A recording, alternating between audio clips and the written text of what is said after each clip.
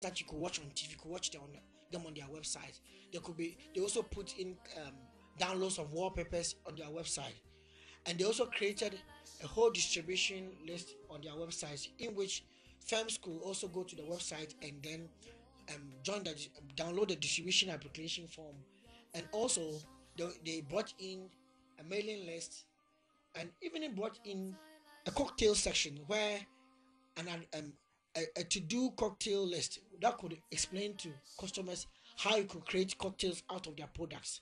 So they tried to use the internet to create a new set of connection or relationship with their customers, and this new set of relationship also ended up supporting all their marketing and their promotional and their distribution, and even their relationship with their international partners, because it was through their website that other firms found them to work with them. For example, latter part of 2005, Casablanca had a challenge where quite one of their maiden or their flagship product, Alomo Bitters, and Opemo Bitters was being imitated on the Ghanaian market. That means that people are creating imitations and then putting it on the Ghanaian market. So what they would do is they create imitated bottles and then dilute the original drink and pour it in these bottles and selling them on the market. Now this was affecting their competition, so they even sent out scouts to be able to arrest some of them. But later on, Casablanca realized that the only way they could address this particular imitation challenge was to design unique fluorescent bottle caps that could not be copied, or that could not be imitated, or that could not be reproduced on the Ghanaian market, or the cost of reproducing those bottles and bottle caps will be high, and will be high for these imitators, such that they may desist from that, or they may lose that. They may reconsider their position in using that as their business. So what Casablanca did was to scout out for companies which could help them develop such special fluorescent bottle caps. After a lot of discussions with their current trading partners, they were not able to come up with a solution. However, an Indian company saw their website and then sent an email to them concerning the fact that they could help them in building unique bottle caps. So through email exchange and subsequent discussions, Casablanca developed a very unique bottle cap for their products that were facing imitation challenge on the Ghanaian market, which helped them to curb that marketing challenge, or curb that imitation that was going on. Unique bottle caps were replaced, and then they used their websites to educate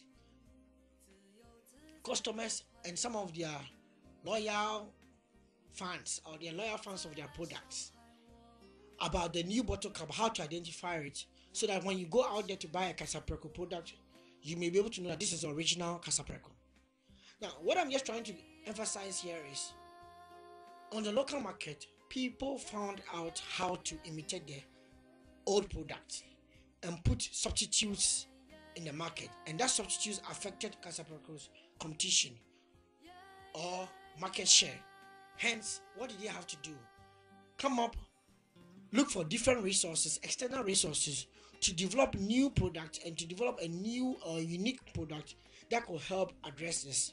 So sometimes when firms are challenged in the marketplace and their competitive position is challenged, what happens is that the firms have to go back and then look at their current resources and see that, is our resource generating value that we need?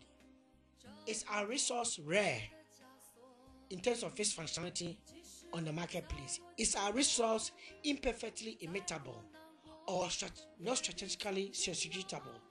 If any of these fails, the firm may have to find new resources to combine with existing resources to be able to recapture its competitive edge. The ability for the firm to be able to identify new resources and in a responsive manner apply and combine them with internal resources to protect their competitive edge always depends on the dynamic capabilities that exist in the managers in the firm. Manage dynamic capabilities, meaning that the firm's managers have to have the strategic insight, to be able to identify resources, strategic insight to be able to combine and deploy resources and manage them in a manner in which it helps to protect their competitive edge. What is quite challenging with most firms is that they develop a competitive edge, they stay in the marketplace, strategic substitutes come up, and they are not able to deploy new capabilities in a responsive manner in order to protect their strategic advantage or their competitive edge in the marketplace. When firms fail to protect their strategic edge or their competitive advantage, they lose out in the market, and they may end up losing a lot of market share.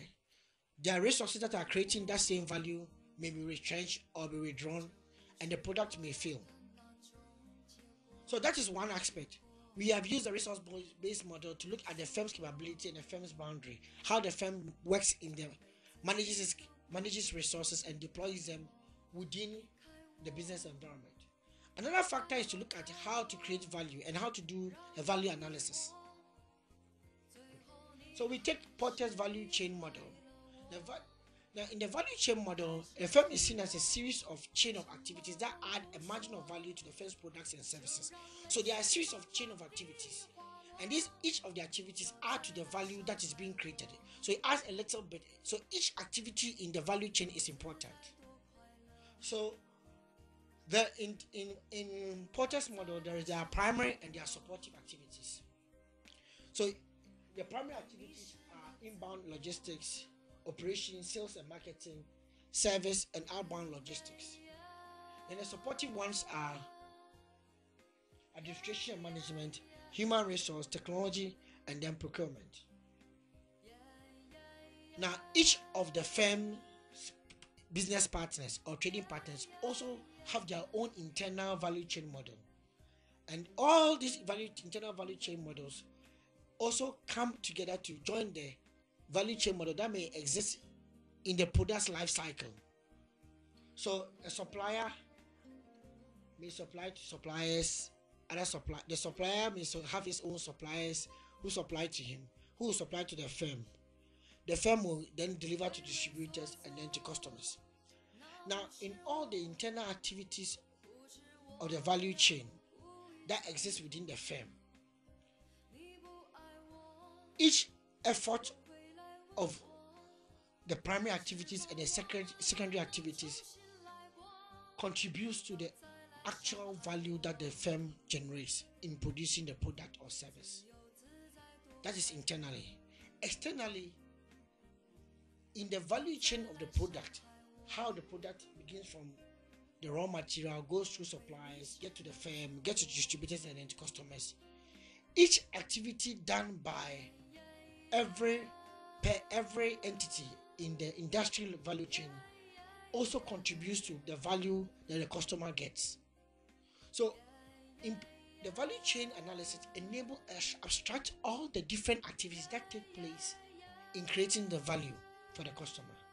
Now, this takes place at the industry level or the level of the product, and also within the firm itself. So these are the two ways you can view it from the value chain perspective. Now let's go to the web then. The value chain model has been extended by the internet. So initially, where you have all the activities being done one after the other so that the product will get to the customer. As I gave an example through BMW USA and other firms like Nike ID, the internet has changed the relationships that exist between entities in an industrial value chain. That means that firms, suppliers, its customers and partners interact in a different way than the traditional value chain model. A collection of independent firms using IT can coordinate value chain activities at a cheaper